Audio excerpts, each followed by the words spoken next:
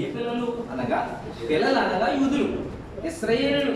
ఎవరి కొరకైతే ఆయన వచ్చాడో ముందు వారి తృప్తి మొదలు ఆరికే ఈయనకి దీవుల్లో ఆశీర్వాదాలు చెందాలి అని చెప్పి ఆయన ఏమన్నాడంటే, మరి పిల్లల యొక్క రొట్టె తీసుకున్న కుక్క పిల్లలకు వేయడం యుక్తము కాదు అని ప్రభు సెలవిస్తున్నాడు. కుక్క పిల్లలకు ఎవరు కుక్క పిల్లలంటే ఆనాడు అన్యజనులని ఈ యొక్క ఇశ్రాయేలు యూదులు ఎలా చూసేవారంటే కుక్కల్లాగా చూసేవారు. ఎలా చూసేవారంటే వారిని కుక్కల్లాగా చూసేవారు పిల్లల.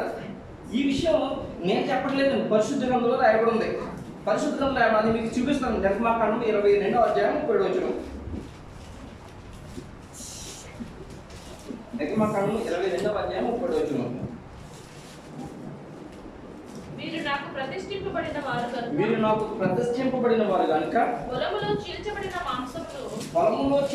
మాంసమును తినక కుక్కలకు దాన్ని పారవేయబడదు. పొలములో చేర్చబడిన మాంసమును అనగా గొర్రెల యొక్క మాంసమును లేక వారి యొక్క ఎడ్ల యొక్క మాంసమును వాళ్ళు తినకుండా కుక్కలకు పారవేయాలట. మరి ఈ మాట అన్ని జనుల దగ్గర చెప్పుతే వాళ్ళు ఏమనుకుంటారంటే ఇలాగంటారా అని అంటారు. అయితే ఈ విషయం ఇంకా ముందుకు వెళ్ళినట్లయితే మనకి అసలైన అర్థం మనకు వస్తుంది. సామెతల గ్రంథం 26వ అధ్యాయం 11వ వచనం చూడండి.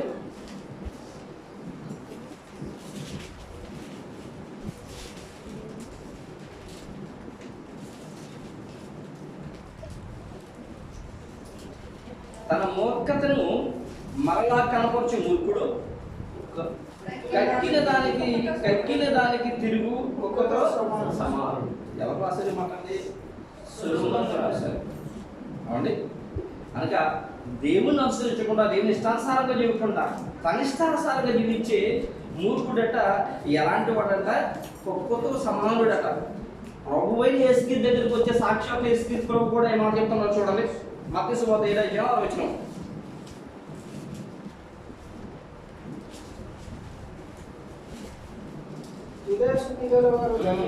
కాదండి, పరిశుద్ధమైనది కుక్కలకు పెట్టకూడదు ఉంది.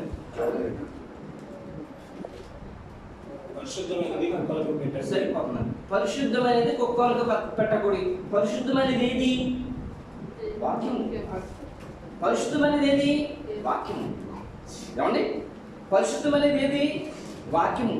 అనగా పరిశుద్ధమైనది ఏమండి? పరిశుద్ధమైనది ఏదో తెలియని వారికి, నీతి యథార్థత అనేది ఏదో తెలియని వారికి చెబితే దాని యొక్క ప్రాధాన్యత, దాని యొక్క గొప్పతనం, దాని యొక్క పరిశుద్ధత తెలియదు. అందుకని వాక్యపు విలువ తెలియని వారి దగ్గర మాటికి పిల్లరా ఆ వాక్యాన్ని చెప్పవద్దని ప్రభు యేసుక్రీస్తు వారి మాటలో పరమార్థం. మెట్టికి చూసినట్లయితే పిల్లరా కాబట్టి దేవుని ఉద్దేశంలో దేవుని ఇష్టానుసారం కాకుండా వారి ఇష్టాన్ని నెరవేర్చుకుంటూ లోకానుసారంగా జీవించే వారిని వారు ఎలాగ చూసేవారంటే కుక్కలతో సమానంగా చూసేవారు. కుక్కకి ఒక దిక్కు కానీ ఒక దిశ కానీ ఒక పద్ధతి అయినా ఉంటుందండి. ఎక్కడో తింటుంది, ఎక్కడో పట్టుకుంటుంది. ఎవరు బెల్లం పెడితే వాళ్ళు ఇంటికి వెళ్ళిపోతే, ఎవరు ముద్ద అయితే వాళ్ళ దగ్గరికి వెళ్ళిపోతాయి. ఇలా దానితో సమానంగా చేస్తూ ఈయన అంటున్నారు. అలాంటి కఠినమైన మాట ఈ అన్యురాయన సురేపెనిక వంశస్థురాలతో ప్రభు సెలవిస్తున్నారు. చాలా కఠినమైన మాట. మరి ఈ మాట చూసి ఆమె నొచ్చుకోవాలి, ఈ మాట చూసి బాధపడాలి. ఇంత కఠినమైన మాట ప్రభు నన్ను అంటారా అని చెప్పి. అయితే ఆమె ఏమాత్రం నొచ్చుకోకుండా, ఏమాత్రం బాధపడకుండా ఆమె మంచి ఉత్తరం ఇచ్చింది. ఆమె ఏముందో చూడండి 28వ వచనం. అందుకు ఆమె నిజమే ప్రభువా, అయితే కుక్క పిల్లలు కూడా బల్ల కింద ఉండి పిల్లలు పడని ఇతరులు తినడు కదా అని ఆయనతో సెలవిచ్చాడు. నిజమే ప్రభువా అంటే నేను అలాంటి దాన్నే. అద్భుతమైన తగ్గింపు అండి. దేవుడికి స్తోత్రం. అద్భుతమైన తగ్గింపు. సాక్షాత్తు దేవుడు మెచ్చుకునే తగ్గింపు జవాబు ఈ స్త్రీ ఇస్తుంది. ఎవరు? అంజురాలని ఈమె. దేవుడు నామమున మహిమ కలుగును గాక. అవును ప్రభువా, నేను అలాంటి దాన్నే. ఒక దిశ లేదు, ఒక దిక్కు లేదు, ఒక పద్ధతి లేదు, నష్టానుసారంగా జీవిస్తున్నాను. నువ్వేదని అనుకున్నావు దానికి పాత్రలనే అని చెప్పి ఆమె అంటుంది అవును ప్రభువా, ఏమండి నిజమే ప్రభువా అని చెప్పి. అయితే కుక్క పిల్లలు కూడా ఏమండి బల్ల కింద ఉండి పిల్లలు పడవే రెండు ముక్కలు యజమానుని యొక్క బల్ల కింద పడే ముక్కలు తింటాయి కదా. ప్రభువా, ఏ ప్రజల కొరకైతే, ఏ యూదుల కొరకైతే, ఏ జనాంగం కొరకైతే వచ్చావో వారికి ఏ దీవులు, ఏ ఆశీర్వాదాలు అయితే ఇస్తున్నావో ప్రభా, వారికి ఇవ్వగా మిగిలినవి ఏమన్నా ఉంటే ప్రభా నాకు ఈ ప్రభాని బతిమాలుకున్నాను. దేవుడు ఇస్తాం. మీ ప్రజలకు నువ్వు ఇచ్చే దీవులు, ఆశీర్వాదాలు అన్నీ అయిపోయిన తర్వాత ప్రభా కొద్దిపాటి దీవెన, కొద్దిపాటి ఆశీర్వాదం నాకు ఈ ప్రభు అని చెప్పి ప్రభువు పాదాలు పట్టుకుని ఆమె గోజాడుతున్నట్టుగా కనిపిస్తుంది. ఈమె ఓర్పు సహనం చాలా గొప్ప ఉంది ప్రియుల. దేవుడు మన మహిమకలుగా ఒక్కసారి ఈమె యొక్క ఓర్పును, సహనమును, ప్రభువును మరి వేడుకునే పద్ధతి కనుక మనం పూర్వకాలం ముందు ఒక భక్తుడు అనుసరించిన పద్ధతిని జ్ఞాపకం చేసుకుంటే చాలా అద్భుతంగా ఉంది. యాకోబు తన అన్న దగ్గర నుంచి దూరం అయిపోతాడు, ఆశీర్వాదాన్ని మరి మోసంగా తీసేసుకుంటాడు. మా అమ్మ దగ్గర నుంచి తన యొక్క పిల్లల్ని తీసుకుని, పశువులు తీసుకుని వస్తాడు. యోబేతు దగ్గరకు వచ్చినప్పుడు పిల్లల్ని, పశువుల్ని పంపించేసి ఆ రాత్రి ఒక్కడే ఆ రేవు దగ్గర ఉండి ప్రభువుకు ప్రార్థన చేసి ప్రభువు ఇచ్చే వరకు కూడా ప్రభు కాళ్ళు పట్టుకుని వదిలిపెట్టలేదని పరిశుద్ధ రాయబడింది పిల్లల. ఆదికాండము 32 అధ్యాయం 26 వచనం. ఒకసారి జ్ఞాపకం చేసుకుందామండి. ఆదికాండము ఆయన తెల్లవారుచున్నది కనుక నన్ను పోనిమ్మనగా అతడు నీవు నన్ను ఆశీర్వదిస్తే గాని దేవుని నామమున మహిమకలుగుగా. తెల్లవారుచున్నది నన్ను పోమని చెప్పి ప్రభు అడుగుతుంటే ఈయన ప్రార్థనతో దేవుడి పాదాలు పట్టుకుని బతుమాలుచున్నాడు. ప్రభు నీకు దీవెన కావాలి. ఎదుర్కొంటే నాన్న ఏం చేస్తాడో తెలియదు, కానీ జీవాధిపతికి లోకాన్ని కలగజేసిన నీవు నాకు తోడుంటే నన్ను ఎవరు ఏం చేయలేరు ప్రభు అనే ఉద్దేశంతో ప్రభు పాదాలు పట్టుకుని బతిమాలతో వదిలిపెట్టలేదు. వదిలివేయవయ్యా, నాకు తెల్లబారుతుందంటే లేదు ప్రభు, నువ్వు నన్ను దీనితే కానీ, నువ్వు ఆశీర్వదిస్తే కానీ నేను వదిలిపెట్టాను. ప్రభు ఇతను ఆశీర్వించిన తర్వాత, దీవించిన తర్వాత వదిలిపెట్టాడు. ఈమె కూడా ఓర్పుతో, సహనంతో ప్రభువు దగ్గర నుంచి దీవెన పొందుకునే వరకు ఆయన పాదాలు వదిలిపెట్టలేదు. దేవుని నామమున మహిమ. మరి ఆమె ప్రభు పెట్టిన పరీక్షలో నెగ్గింది, విశ్వాస పరీక్షలో నెగ్గింది. అంటే అన్యురాలైనా కూడా దేవుని యొక్క దీన్ని పొందుకోవడానికి విశ్వాసురాలైంది. దేవుని నామమున మహిమ గాక. అప్పుడు ప్రభు కలిగిపోయి ఆయన అన్నమాట చూడండి 29 వచనం. అందుకైనా ఈ మాట చెప్పినందున వెలుము దెయ్యము నీ కుమార్తెను వదిలిపోయిందని దేవుని నామమున మహిమ గాక. ఆమె కుమార్తె ఉందండి. ఆమె కుమార్తె లేదు. ఆమె కుమార్తె ఎక్కడ ఉంది? ఇంటి దగ్గర ఉంది. ఇంటి దగ్గర ఉన్న కుమార్తెను గురించి ప్రభు సెలవిస్తున్న మాట చూడండి. ఏమంటాడు ఆయన? వెలుము, నీటికి నెల్లు, నీ కుమార్తెను దెయ్యము వదిలివేసింది. ఆ విధముగానే ఇంటికి వెళ్ళింది. ఇంటికి వెళ్ళినప్పుడు తన కుమార్తె మంచం మీద పండుకొని యునిటియు, దెయ్యము వదిలిపెట్టి యునిటియు ఆమె చూసిందట. దేవుని నామమున మహిమ కలుగుగాక. పరలోకమందున దేవుడు తన వాక్యంలో, పరిశుద్ధ గ్రంథంలో అనేకమైన గొప్ప సంపదలు విశ్వాసం కొరకు మర్మములుగా దాచించాడు. దేవుని నామమున మహిమ కలుగుగాక. పరిశుద్ధ గ్రంథంలో పరలోకమందున దేవుడు పరలోక సంపదలు విశ్వాసం కొరకు మర్మములుగా దాచించాడు పిల్లలు. అవి హృదయం పెట్టి విశ్వాసులు మరి ఈ యొక్క సురేపనిక స్త్రీ విధంగా వెతికిందో అలాగే వెతికితే, ఓర్పుతో, సహనంతో ప్రభువుని గురించి వెతికినట్లయితే ఆ సంపదను తప్పనిసరి ప్రతి విశ్వాసి తన సొంతం చేసుకోగలుగుతాడు పిల్లలు. మరి అన్యురాలని ఈ యొక్క స్త్రీకి ఉండవలసిన విశ్వాసం, ఓర్పు ఉండాలి. ఇంకా మూడో విషయం చెప్పి ముగిస్తాను పిల్లలు. మూడో సంఘటన మార్చి 7:31 నుండి 37 వరకు రాయబడింది. ఇక్కడ మోగా చెవిటి వారిని స్వస్థపరిచారు ప్రభువైన యేసుక్రీస్తు వారు. మోగా చెవిటి, మోగ అంటే మాట్లాడిన వాడు. మాటలు రావు అతనికి. చెవిటి వారు అంటే వెళ్ళలేని వాడు. మాటలు రావు, వినలేని వాడు. లోకంలో మాటలు రాకుండా, మాటలు మాట్లాడకుండా, వినలేకుండా ఉన్నారనుకోండి, వారి జీవితం చాలా కష్టంగా ఉంటుంది. వారికి కావాల్సిన వాళ్ళు పొందుకోలేరు. చాలా ఇబ్బంది పడతారు పిల్లలు, చాలా ఇబ్బంది పడతారు. ఈ లోకంలో ఉన్నవారు మాటలు రావు, వినలేరు. మరి ఈ లోకం పడే కష్టం కంటే అన్నిటికంటే ప్రాముఖ్యమైన పరలోకం ముందున దేవుని మాటలు వినలేరు, ఆ మాటలు మరొకరితో చెప్పను లేరు. ఇది అతి ప్రాముఖ్యమైనది. దేవుని మాటలు వినలేరు, దేవుని మాటలు వేరొకరికి చెప్పలేరు.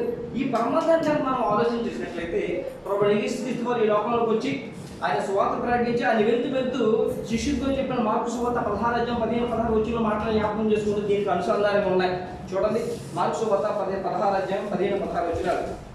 మరియు మీరు సర్వలోకమునకు వెళ్ళి సర్వ సృష్టికి సువార్తను ప్రకటించుడి. నమ్మి బాప్తిసము పొందినవాడు సరిపోతుంది. మీరు సర్వలోకంలోకి వెళ్ళి సర్వ సృష్టికి సువార్త ప్రకటించండి. నమ్మి బాప్తిసము పొందినవాడు సర్వలోకంలోకి వెళ్ళి సర్వ సృష్టికి ప్రభువు యేసుక్రీస్తు వారు అక్కడి నుంచి సువార్త ప్రకటిస్తే ఏమండి వినేవారు కావాలి. వినాలంటే చెవులు పనిచేయాలి. మరి విన్న తర్వాత రక్షణ పొందిన తర్వాత తిరిగి వాళ్ళు ఏం చేస్తారంటే మళ్ళా రక్షణ సువార్త ప్రకటిస్తారు. ఎవరైతే రక్షణ పొందారో వాళ్ళు మళ్ళీ రక్షణ సువార్త ప్రకటిస్తారు. ఆ యొక్క భాగ్యం విధంగా లేదు. అంటే రక్షింపబడే అని ప్రభువు యేసుక్రీస్తు వారి గురించి తెలుసుకునే భాగ్యం, తెలుసుకున్న దాన్ని పొరుగువారు చెప్పే భాగ్యం విధంగా లేదు పిల్లలు. అంతేకాకుండా మరి చెవిటి మోగవారిని గురించి చూసినట్లయితే చెవిటి గారైతే ఈ రోజుల్లో కొద్ది గొప్ప వైద్యం ఉందండి. వినికిడి వరకు ఏదైనా చిన్న మైకిల్ లాంటి ఏమైనా పెట్టుకుంటారు, లేకపోతే ఆపరేషన్ చేసి కొద్దిగా వినబడేట్టు చెప్తారు. కానీ మోగవారు మాట్లాడిన వారి పాత్రము ఆ కాలం నుండి కాలం వరకు వైద్యం అక్కడ లేదు. మీకు ఎవరికైనా తెలుసుకుంటారు చెప్పండి, లేదు క్లియర్. వారికి వైద్యం లేదు. వారి యొక్క నాలుకని సరి చేసి మాట్లాడించేవారు ఇప్పుడు ఒక ఏ వైద్యం కనిపించలేదు. మరి అయితే వాళ్ళు అలా ఉండిపోవాల్సిందా పిల్లగా? అయితే ఇది మనుషులకు అసాధ్యమే కానీ దేవుడికి సమస్తము సాధ్యం. దేవుడు అమలు పెట్టుకుంటాక ఎవరినైతే సృష్టించారో ఎవరినైతే చేశారో ఆయనకి మాత్రమే సాధ్యం. ఆయన సర్వాధికారి అయిన దేవుడు. ఆయన మోషేతో మాట్లాడుతూ ఆయన నిర్గమకాండం 4:11 మరి మోగవాని గురించి చెవిటి గారి గురించి చెప్తున్న మాటలు చూడండి. నిర్గమకాండం 4:11 యెహోవా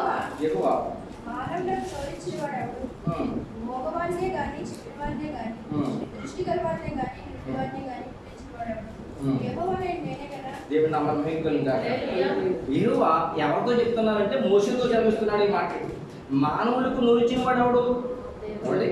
మోగవాణిని కానీ అంటే మాటల దానమైన కానీ చెవిటి వాణిని కానీ దృష్టిలో వాళ్ళకి సరిగ్గా చూడలేని వారు కానీ అటు ఇటు కొంతమంది పళ్ళు తిరుగుతులు ఉంటాయి. అలాంటి వాళ్ళే కానీ పిల్లల అంటే గుడ్డు వాళ్ళే కానీ మరి ఎవరు చేశారో ఎవరు సృష్టించారంటే యెహోవాకు నేనే కదా. దేవుని నామం మహిమకలుగాక. ఆయనకు మాత్రమే సాధ్యం. ఆయన చేశాడు కాబట్టి ఆయనే తరవ చేయగలదు పిల్లల. ఆయనే తరవ చేస్తాడని ఇప్పుడు పూర్వకాలం ముందు యెషయా ద్వారా ముందుగానే ప్రవశింపజేశాడు. అలాంటి వారిని నేను తరవ చేస్తాను, అలాంటి వారిని బాగు చేస్తానని చూడండి. యెషయా గ్రంథం 35వ అధ్యాయం 35వ వచనం. చెవిటివారి చెవులు విప్పబడును, గుడ్డివారి కన్నులు తెరవబడును, చెవిటివారి చెవులు విప్పబడును, గుడ్డివాడు దుప్పివలె గంతులు వేయును, మూగవాని నాలుక పాడును, అరణ్యంలో నీళ్లు ఉబుకును, అడవిలో కాలువలు పారును. దేవుని నామమున మహిమ. అరణ్యములు ఏంటట? కాలువలు పారునట. చెవిటి వారు వింటారట, గుడ్డి వారు చూస్తారట. ఎలాగంటే దేవుడికి సాధ్యం ఇది. దేవుడు చేయగలుగుతాడు. ఎవరినైతే దేవుడు సృష్టించాడో, ఎవరినైతే దేవుడు పుట్టించాడో ఆయనకి సాధ్యం పిల్లరా. గుడ్డివారు కన్నులు తెరవబడును, చెవిటివారు చెవిలిక ఎన్నడు మూయబడు, గుడ్డివారు గుడ్డి వలె గంతులేయును, మోగవాని నాలుక పాటలు పాడును,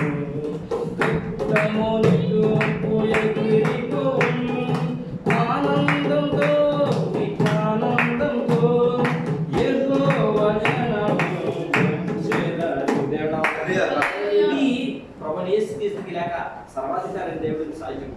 అంటే మోగవాన్ని కానీ చెవిటి వాడిని కానీ పిల్లల వారికి మాటనిచ్చి వారికి మాటను వినిపించే శక్తి ఎవరికి ఉంది? ప్రభువు యేసుక్రీస్తుకు ఉంది. ఆనాడు ప్రభువు యేసుక్రీస్తు ఆ తూరు సీదుల ప్రాంతం నుంచి గలిలయ సముద్ర తీరానికి వచ్చినప్పుడు తూర్పున్న గలిలయ ప్రాంతానికి వచ్చారని ప్రభువు యేసుక్రీస్తు గలిలయకు వచ్చినప్పటికీ ఆయన గలిలయలోని నజరేతు ఊర్లో ఉంటున్న సముద్ర తీరాన్ని ఆయన కాపురం ఉంటున్న సమయంలో అప్పుడు కొంతమంది ఆ యొక్క మూగవాడిని చెవిటి వాడిని ప్రభు దగ్గర తీసుకొచ్చి ఆయన వారిని ముట్టాలని చెప్పి ఆయన దగ్గరికి విశ్వాసంతో తీసుకొచ్చారు. విశ్వాసంతో తీసుకొచ్చిన విశ్వాసుల యొక్క విశ్వాసం చూసి ప్రభు అతనిని దేవుడి ప్రభు ఏం చేస్తాడంటే ముట్టి స్వస్థపరచాడు. ఎలాగూ స్వస్థపరచాడు? మార్కు సువార్త 7వ అధ్యాయము 33-34 వచనంలో రాయబడింది. సమూహం నుండి ఆయన వారిని ఏకాంతంలో తోడుకుని పోయి వారి చెవుల్లో తన ఉమ్ము వేసి వారి నాలుక ముట్టి ఆకాశం వైపు కన్నులెత్తి నిట్టూర్పు విడిచి ఎప్పతానై వాటితో చెప్పాను. ఆ మాటకు తెరవబడమని అతను దేవుడు నామమై కలుగుతుంది. ప్రభు అని యేసుక్రీస్తు వారు ఆ కాలంలో సువార్త ప్రకటిస్తున్నప్పుడు 37 వచనం రాయబడింది. సువార్త ప్రకటిస్తున్నప్పుడు ఆయన దగ్గరికి ఎలాంటి ఇబ్బందులతో, ఎలాంటి బాధలతో, ఎలాంటి బాధలతో, ఎలాంటి రోగంతో ఉన్నా సరే వచ్చిన వారిని కూడా శుద్ధి తెచ్చి సంతోషపరిచి ఆనందం కలిగేసి పంపిస్తున్నవాడు ఏమన్నా మన వైపు కలుగులుగా. ఈయన ఎవరైనా అనుకోవాలి ఇలా పరమేశ్వర క్రీస్తు వారిని ఎవరైనా అనుకోవాలి? సర్వాధికారి దేవుడు అని అనుకోవాలి. దేవుడు ఈయనంటే సమస్తము చేసేవాడు ఈయన, సమస్తము ఇలా చక్కదిద్దేవాడు ఈయన. ప్రతి ఒక్కరిని కూడా మరి మాట్లాడించేవాడు గాను, ప్రతి ఒక్కరిని కూడా వారికి కావాల్సిన సమస్తము చేసేవాడు గాను ఈయన ఉన్నాడు. అయితే యెహోవాకు సాధ్యం. ఇది నిర్గమకాండములో ఏమని రాయబడింది? నేనే కదా అప్పగించాను, నేనే కదా సరి చేస్తాను అన్నాడు. ఇక్కడ ప్రభువుని యేసుక్రీస్తు అవన్నీ కూడా సమస్తము బాగుగా చేస్తున్నాడట. మార్కు రాశారు, సమస్తము బాగుగా చేస్తున్నాడట. వీళ్ళ అంటే మనుషులు సృష్టించిన ఆయన, మనుషులు చేసిన ఆయన లేదా నరరూపము దాచుని భూమి మీదకి వచ్చి ఆయన ఏ మనుషుని అయితే చేశాడో ఆ మనుషుని కొన్ని అస్వస్థం చూసి వారిని స్వస్థపరుస్తూ వారికి మేలు చేస్తూ ఉన్నాడు. చూడండి, అంతటా వారి చెవులు తెరబడిను, వారి నాలుక నరము సడిలి వాడు తేటగా మాట్లాడుతున్న దేవునామ మహిమగా. 37 వచనంలో ఆయన సమస్తమును బాగుగా చేసి ఉన్నాడు. ఎలాగంటే చెవుడు వారు విన్నట్లుగాను, మోగు వారు మాట్లాడినట్లుగాను చేసి ఉన్నాడని చెప్పుకొని అపరిమితముగా పరిమితి లేకుండా, అంటే అవధులు లేవు ప్రభు చేసే పనులు. దేవుడు నామ మహిమగా.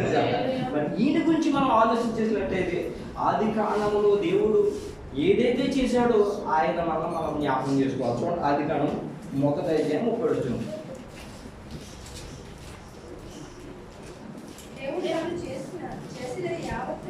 దేవుడు తాను చేసినది యావత్తును చూసినప్పుడు దేవుని చాలా బాగుందట. ఆయన చేసిన సమస్తము కూడా చాలా బాగుందట. మార్కు సువార్త 7:37 అదే విషయం, ఆయన సమస్తమును బాగుగా చేసి ఉన్నాడు. ఆనాడు దేవుడని యెహోవా ఈ సమస్తం ఎలాగైతే బాగా చేశాడో ఈనాడు ప్రభు యేసుక్రీస్తు కూడా సమస్తము కూడా ఏం చేస్తున్నాడు? బాగుగా చేస్తున్నాడట. ఆది యందున్న దేవుడే వాక్యమై ఉన్న దేవుడు, వాక్యమై ఉన్న దేవుడే శరీరధారిగా. ఆది యందున్న దేవుడే వాక్యమై ఉన్న దేవుడు, వాక్యమై ఉన్న దేవుడే శరీరధారిగా. ఈ లోకాన్ని పాలించే ఆ దైవమే నరరూపము దాల్చెను మన కోసము. లోకాన్ని పాలించే ఆ దైవమే నరరూపము దాల్చెను నీ కోసము. ఆది యందున్న దేవుడే వాక్యమై ఉన్న దేవుడు, వాక్యమై ఉన్న దేవుడే శరీరధారిగా. ఈ 3 విషయాలను 7వ అధ్యాయంలో మార్కు వారు తాను చూసినవన్నీ ప్రభు యేసుక్రీస్తు చేసినవన్నీ చెప్పారు. దీంట్లో చాలా పరమార్థాలు దాగి ఉన్నాయి. అవన్నీ కూడా మనం విన్నాం. ఆ యొక్క మాటలు మన ఉదయం భద్రపరుచుకుందాం, మళ్ళా జ్ఞాపకం చేసుకుని దేవుని చిత్తాన్ని నెరవేరుద్దాం. అలాంటి కుటుంబంలో మనలను మన సంఘం దేవుడు భద్రపరచును గాక.